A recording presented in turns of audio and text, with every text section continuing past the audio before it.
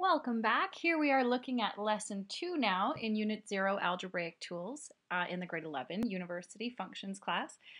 Last lesson, we looked at polynomials and adding and subtracting them. Today we're going to look at polynomials and multiplying them.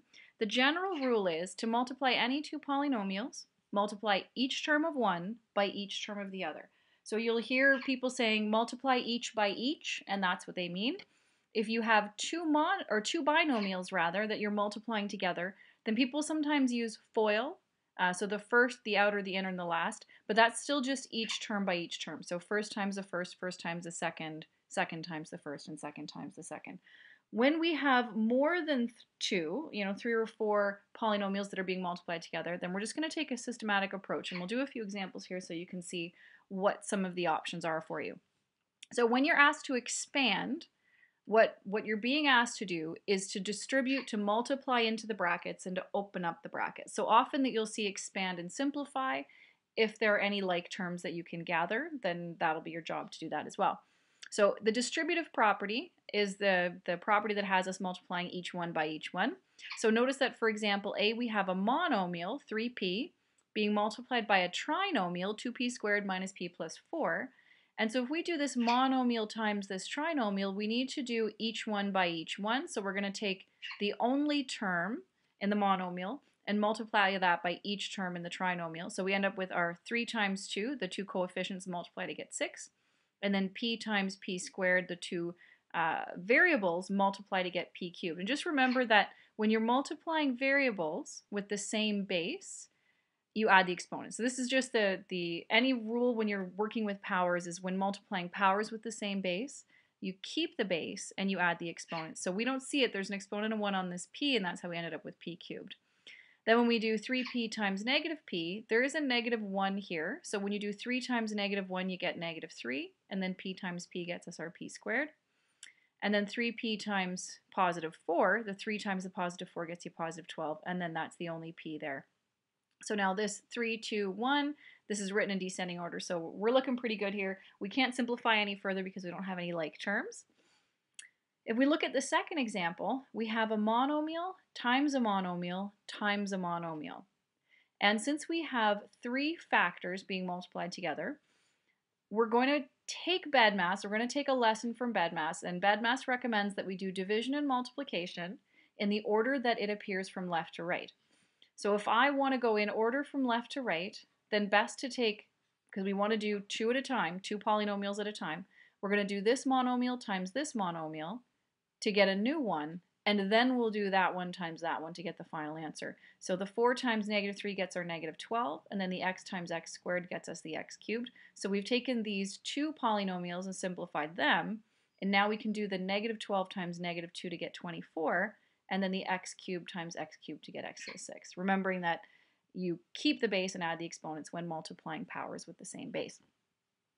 The 2 binomials, this will look pretty familiar. This is, in grade 10, you would have learned about it as FOIL, but it's the same thing each one by each one. You're doing a binomial times a binomial, so you're going to do the first times the first, and then first times the second, and then second times the first, and second times the second. So your 2 times 3 gets you 6, and x times x is x squared, and so on. And then once we have this 2 by 2 creating 4 terms, then we'll be able to collect our like terms here in the middle and simplify down to 3 terms.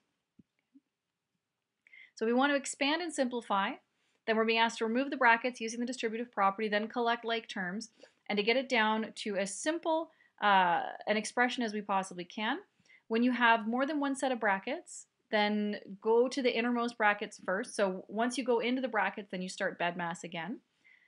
Here's an example. Let's start with example A, x plus 4 all squared. Now I know your grade 10 teachers would cringe if you distributed the exponent to each of these terms to make x squared plus 16. So you can't do this. This would break the rule, and I'll show you why this doesn't work. X plus 4 squared means we're taking the base, which is x plus 4, and we're raising it to the exponent 2. So we're multiplying it by itself twice. So if we follow that line of thinking, we write x plus 4 times x plus 4. We do our x times x times 4, 4 times x, 4 times 4. Again, 2 by 2 gets you 4 terms. We can simplify the middle terms to get 8x, but x squared plus 8x plus 16 is definitely not equal to x squared plus 16. You can only distribute the exponent if this is a product, not a sum or difference. So if it was 4x, then it would become 16x squared. But x plus 4, you've got a binomial here, and you have to write it out twice. Okay, so again, don't make your grade 10 teachers angry. Don't make them come after me. Please rewrite this twice, otherwise you're not going to get the right answer. If we look at example B, we've got a binomial times another binomial. And so again, we're going to just follow the rules. We're going to multiply two polynomials at a time. We're going to also take a lesson from BEDMAS. We go left to right in order that we see it and when doing division and multiplication. So I would suggest that you put a set of square brackets around the first two binomials, okay, because these are just three factors being multiplied together. And then we simplify those, we expand and distribute, and then simplify that to get a trinomial. And once we've simplified that as far as we can, then we're now going to go ahead and distribute, do 2y squared times y, 2y squared times positive 4, negative 13y times y, and so on, until we distribute each one of these by each one of those. So if we notice, we've got a 3 by 2, which should get us 6 terms on our next line. And then some of those will simplify down, and we end up with 4 terms, degree 3. Okay? So just watch out for that. When you're dealing with more than one polynomial as part of your product, you've got to just make a choice. I would go in order from left to right. It would work if you did it in a different order as well. It's just that this simplifies the process for you, so you're doing the same thing every time, and you don't have to pause when you attack the problem. For C, we've got a trinomial times a trinomial. So now this is just work.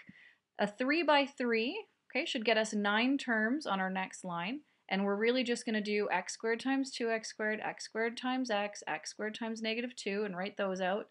And then move over negative 3x times 2x squared, negative 3x times positive x, negative 3x times negative 2. And just do that until we've done each one by each one. So we've got our 9 terms. I gathered up the like terms so that we can simplify them, and we end up with a 4th degree polynomial. All right, so this one's the doozy. This is just a lot of work requiring a lot of precision and patience and being careful with your distributions with your signs and your products. Again, let's look to BEDMAS, good old BEDMAS. We've got a monomial times a binomial squared minus another binomial squared. So here we've got this product, and then this is kind of like yesterday's lesson, and then here we are back again with today's lesson. So again, let's not disappoint our grade 10 teachers who taught us so well not to just distribute this too. But if we follow BEDMAS, we're going to want to take care of the exponents because we can't perform any kind of simplification inside the brackets. So we've done B, we can cross that off our list. We can't do anything there. Exponents will ask us to write these out twice. Okay, so we've got that x minus 5 written twice and the 2x plus 3 written twice. And let's go ahead and do that. So again, I put the set of brackets around here. We'll perform the multiplication in here, which is sort of obeying the exponent. And we'll distribute the 2x to the 3 and the 3 to the 3 and get our 4 terms, which will simplify down here. Do the same thing over here. Notice I've put this square bracket here, and then I'm carrying along this subtraction, okay, until the point where I can distribute it in. And I'm not going to distribute it in until I've simplified what's in here, again, just to reduce copying errors, reduce any kind of little computational or sign errors. And once we distribute these, we just end up with a 1 by 3 gets you 3, and this is really a negative 1.